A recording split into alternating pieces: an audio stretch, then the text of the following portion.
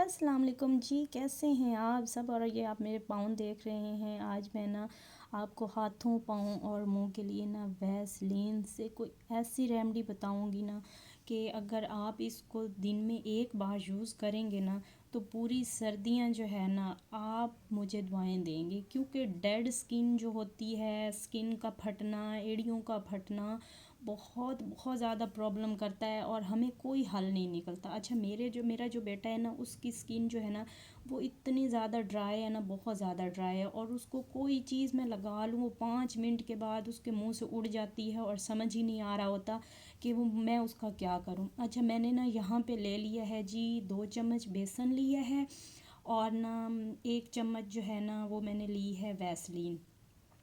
और ये जब मिक्सचर बन के आप लगाएंगे ना और 20 से 25 मिनट के बाद आप देखेंगे और आप मुझे दुआएं देंगे। उसके बाद जी मैंने 1 चम्मच ना इसके अंदर डाला है बेकिंग सोडा। वैसलीन का तो आपको पता है कि ये हमारी स्किन के लिए कितनी ज़बरदस्त है। और ये हमारी जो स्किन फट जाती है उसके लिए तो ये हम नॉर्मल लगा रहे होते हैं। और बेसन जो है वो भी हमारी स्किन के लिए बहुत ज़बरदस्त है और वो हमारी स्किन से डेड जो स्किन होती है उसको उतारने में बहुत ज़्यादा मदद करता है। उपटन में डाला जाता है, दुल्हनों तक के लिए जो है ना वो इस्तेमाल कर रही होती हैं। और इसके अंदर ना 1 चम्मच जो है ना मैंने बेकिंग सोडा डाला है। उसके बाद ही हमने ना इसको करना है पानी थोड़ा सा डाल के मिक्स। और ये जो वैसलीन है ना, आप इसको जब मिक्स करेंगे ना थोड़ा सा बेसन और बेकिंग सोडा मिला के और वैसलीन मिला के थोड़ा सा पानी डालना है, मिक्स करेंगे तो ये बिल्कुल यकजान हो जाएगी। लगेगा भी नहीं कि इसके अंदर हमने वैसलीन डाली है।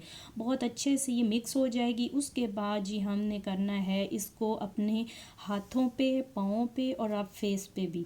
क्योंकि जो डेड स्किन होती है ना हमारी एड़ियाँ तक ठीक हो जाएंगी, फटी हुई जो हमारी एड़ियाँ हैं, और हमारी स्किन इतना शाइन और ना नरम मुलायम हो जाएगी। उसके बाद जी हमने इसको अच्छे से मसाज करना है। पहले हमने अपने हाथों पे, फेस पे अच्छे से मसाज कर लेना है और 5-10 मिनट के लिए लाइट हाथों से आपने इसको मसाज करना है। अपने नखल्स पे, ब्लैक जगह जो है, अपने नेल्स पे, ये हमारी डेड स्किन को उतारेगा, हमारे नेल्स को शाइनी कर देगा। और हम ना इसके बाद जी हमने इसको अपने पाँव पे मसाज करना है। मेरे पाँव बहुत ज़्यादा, क्योंकि कालीन पे चलने की वजह से ना हम जितना भी कालीन को साफ़ कर लें उसके अंदर फिर भी मिट्टी होती है। और जब वज़ू करके, ख़ास तौर पे अब दिन में 5 बार जब वज़ू करके फिर कालीन पे जाते हैं ना तो वो जो मिट्टी होती है ना वो हमारे पाँव में लग जाती है। उसकी वजह से ना लाइट से ना मेरे पाँव जो है ना वो थोड़े से क्रैक, हील्स होना शुरू हो गई थी। सर्दियाँ शुरू हुई हैं। उसके बाद जी मैंने ना ये बना के लगाया और मैं आपको लाइव रिज़ल्ट दिखाती हूँ। इतने ज़बरदस्त उसी वक्त मेरे पाँव से जो अच्छा मैल नहीं उतर रही होती।